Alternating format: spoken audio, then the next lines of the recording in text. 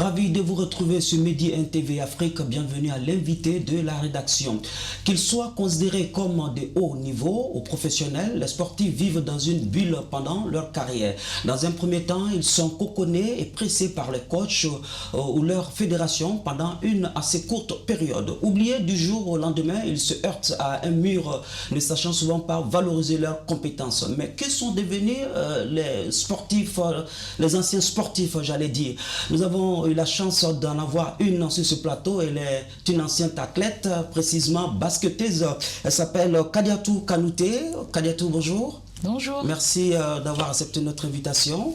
Merci. Je rappelle que vous avez concouru pour le Mali aux Jeux Olympiques de 2008. Vous avez été médaillé d'or en championnat d'Afrique en 2007, c'est bien cela?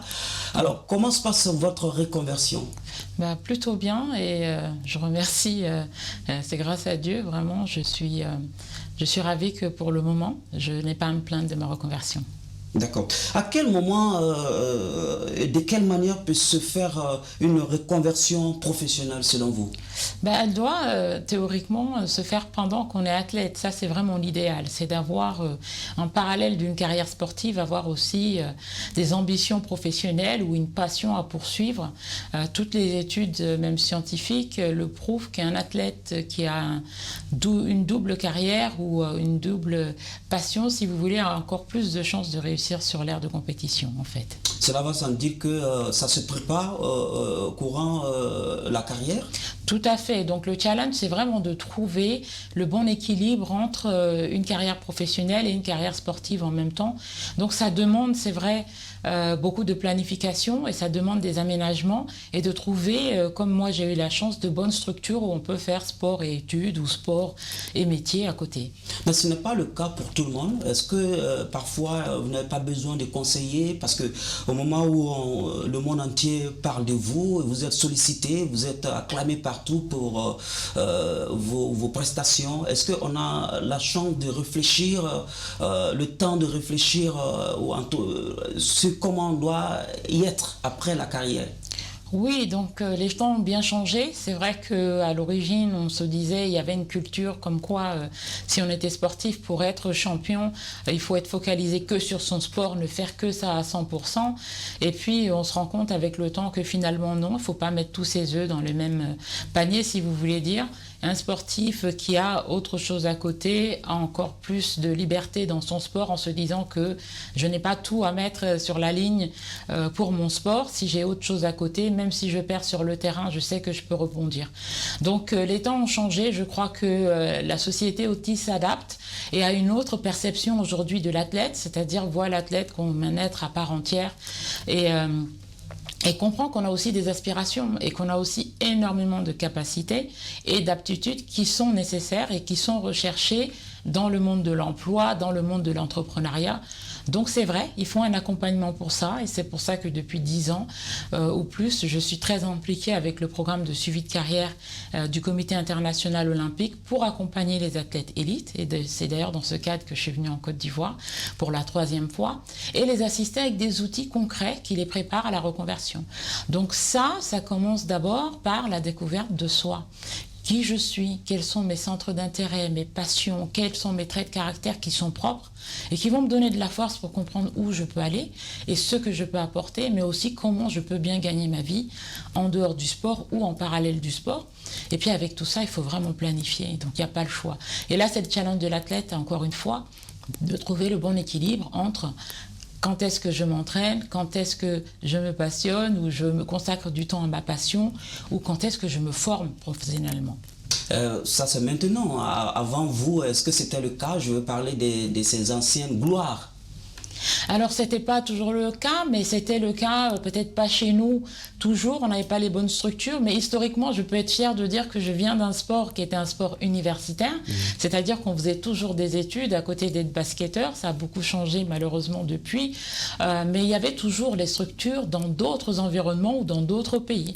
Donc, les athlètes qui avaient vraiment en tête, qui avaient compris ça, souvent s'expatriaient pour avoir de meilleures conditions, de pouvoir pallier les deux. Donc aujourd'hui, on a la chance de pouvoir faire ça en ligne, on a la chance de pouvoir faire ça donc avec des bourses qu'on peut avoir facilement dans d'autres pays comme les États-Unis ou en Europe. Et puis surtout, on a maintenant l'accès à Internet, c'est-à-dire qu'on peut se former en ligne aussi. Donc c'est une nouvelle génération d'athlètes qu'on doit voir venir arriver avec un bagage et des outils pour pouvoir se reconvertir, pour que ce fléau de la reconversion de l'athlète reste vraiment derrière nous. Vous connaissez les cas ici en Afrique, vous avez sûrement entendu parler, souvent on dit un tel grand champion, c'est ce que j'entends toujours quand je vais pour ces séminaires, qui a terminé avec rien, qui a terminé à la gare en train de dormir, qui n'a rien pu garder de son argent, etc., ou de son succès, qui n'a pas pu en fait profiter de son succès et de tout ce qu'ils ont apporté pour le pays ou la nation. Et ça, c'est vraiment triste, et ça, c'est mon combat, qu'on sorte de cette narrative-là, que les athlètes, tout ce qu'ils ont pu donner sur le terrain, tout ce qu'ils ont pu faire pour leur pays, qu'en retour, ils aient une reconversion digne et à la hauteur de ce qu'ils étaient quand ils étaient sur le terrain. Parfait. Il y a forcément des défis. Quels sont les défis de la reconversion professionnelle pour les sportifs? Alors, précisément les athlètes.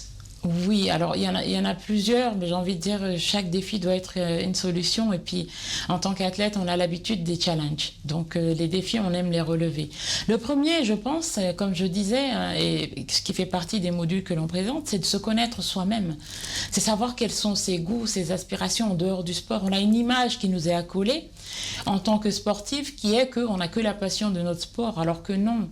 En dehors de ça, on a forcément des choses qu'on sait faire, qu'on aime faire et qu'on peut apporter. C'est d'abord découvrir ça. Et c'est vrai que, comme vous avez dit, nous sommes happés par le temps et qu'on n'a peut-être pas le temps de réfléchir à tout ça. Donc c'est trouver les bonnes formations ou, comme vous avez dit, les bons conseillers pour déjà découvrir qui nous sommes, notre identité en dehors de notre sport. Ça, c'est un défi. Et souvent, ça, c'est une chose qu'on n'a pas le temps, auquel on n'a pas le temps de réfléchir. Il faut trouver quelqu'un pour vous dire réellement, voilà, qu'est-ce que ou vous êtes. quelqu'un, ou une structure, ou une formation, et c'est ce qu'on fait avec Athlète 365 et avec le programme du CIO, mais il y a aussi d'autres déclinaisons. Il y a aussi d'autres structures qui sont mises en place maintenant en parallèle par des fédérations internationales, par les comités internationaux, par les comités nationaux, pardon, ou d'autres structures comme les fédérations nationaux qui mettent des conseillers, des mentors pour les athlètes. Donc il faut vraiment profiter de ça et de tout type de soutien qu'on peut avoir, d'accompagnement qu'on peut avoir professionnel. Quelles sont les options de reconversion professionnelle pour vous? J'ai envie de dire, comme on dit en anglais, sky is the limit. Pour moi, un athlète est un être exceptionnel qui a énormément de qualités et qui peut se reconvertir dans tous les domaines qu'il veut. Quand on regarde la passion, l'intérêt, le challenge, le dévouement qu'on apporte à notre sport, c'est exactement le parallèle qu'on peut faire avec le monde de l'emploi et ce qu'on peut y accomplir. On voit aujourd'hui des athlètes dans tous les domaines réussir. Donc il n'y a vraiment pas de limite. Et je suis vraiment contre la narrative comme quoi on doit impérativement se reconvertir dans le sport. C'est vrai, le sport, on le maîtrise, c'était notre domaine. Nous sommes experts, mais on a de l'expertise potentiellement dans tout autre domaine. D'accord. Alors, vous êtes reconverti précisément, mais tout en restant dans votre domaine, hein, vous êtes la présidente de la commission de l'éducation, commission éducation de l'Agence mondiale antidopage. C'est bien cela? Tout à fait. Quand est-ce que vous avez été élu et comment ça se passe? Oui. Mais écoutez, ça se passe très bien. C'est pas un poste, c'est pas un travail que je fais, c'est du volontariat. C'est ma volonté de redonner au mouvement sportif tout ce que j'ai pu avoir à travers le sport. Donc, présidente de la commission éducation de l'AMA, c'est un titre vraiment qui est honorifique et un travail que je prends à cœur parce que c'est pour la défense du sport propre par l'éducation, ce qui est vraiment nécessité et dont on a besoin dans le mouvement sportif. J'ai d'autres casquettes dans le mouvement sportif. Je suis aussi membre de 2 commissions au Comité international olympique qui sont l'entourage de l'athlète et le e-sport. Je vous ai dit que j'étais aussi très impliquée pour l'après-carrière, c'est pour ça que je suis en Côte d'Ivoire, mais aussi pour la sauvegarde des athlètes dans le sport. Donc ça, pour ma part, c'est ce que je peux redonner au mouvement sportif. Ça me prend énormément de temps.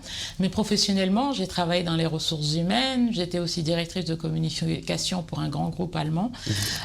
Donc, Il y a beaucoup de choses qu'on peut faire. Ce que je fais dans le sport, c'est vraiment plus un plaisir qu'un travail. Très bien. Merci à vous, chers téléspectateurs, de l'avoir suivi. Je vous donne rendez-vous très bientôt sur Medi 1 TV. D'ici là, portez-vous bien.